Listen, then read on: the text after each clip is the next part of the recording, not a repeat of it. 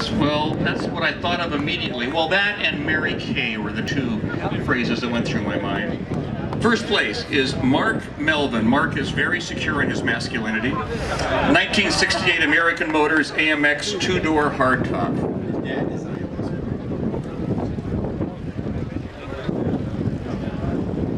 Is that Dick Teague? Jeff Teague, and your father was Dick Teague, and he designed this car for American Motors. Can you tell us something about it? Let's turn around here a little bit. Okay.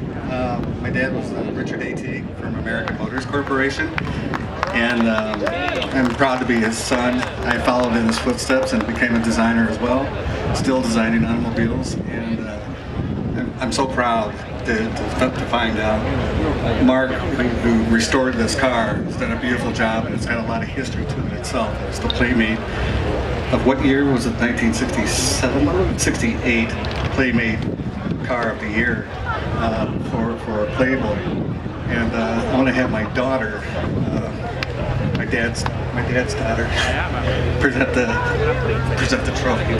So let me ask you, as a designer, if you look at this car, sum up to me what works for you from this car in a couple of sentences. As a designer, when you see it, what jumps out at you and you say, my dad really nailed this and got it right? Well, during that time, American Motors had these kind of like stodgy looking cars, and my dad kind of turned that whole company around by developing cars that were different, new, and unique. And he designed a series of cars during the late 60s and decided to really go for the performance aspect of it. And then he also pushed American Motors to get into racing, which he brought in, of course, the Penske team, which did really, really well in the Trans Am series. And I mean, he really transformed the company from being this kind of old, stodgy Rambler type cars into kind of modern American sports cars. And it became successful. It actually put their name on the block. And what I liked about this car is it was kind of a short coupled coupe, and it, long nose. They had very powerful engines in them. This one had equipped with a 290, but they all always went up to like a 390. And I don't remember what the entire horsepower was on it, but it really became an icon, during that time. And even today, they've become more and more collectible because they're unique. They're a two-seat car. Yeah, it was the only, they made the two passengers for 3 years. It was from 1960. 68, 69, and 70, and then in 1970 also owned did the AMX 3, and the AMX 3 they only made 5 of them. Unfortunately, the company they were a strike target during that time, and they lost a lot of money, so they had to stop the production of the AMX 3s.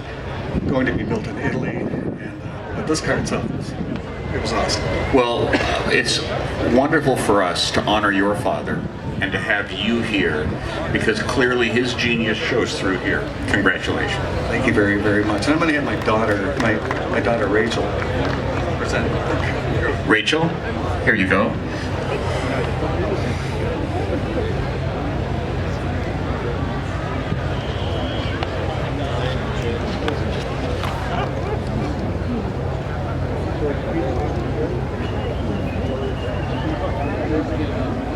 Thank you very much.